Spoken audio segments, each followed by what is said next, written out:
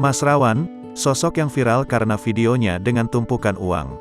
Kehebohan atas video viral memperlihatkan pria dengan tumpukan uang telah beredar luas di media sosial. Dia adalah warga desa Teluk Limbung, Kecamatan Babirik, Kabupaten Hulu Sungai Utara, HSU, Provinsi Kalimantan Selatan, Kalsel. Bekerja tidak tetap, saat kemarau, menanam padi di belakang rumah.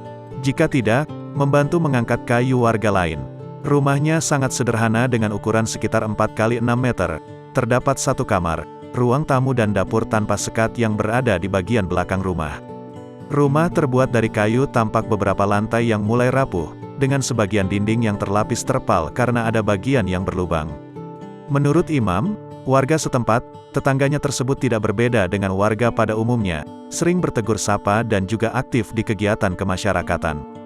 Tidak ada yang berlebihan, memang mengetahui, dulu ada yang bete tambah, tapi di lingkungan masyarakat tidak sombong atau menampakkan kebisaannya, seperti warga pada umumnya saja, ujarnya.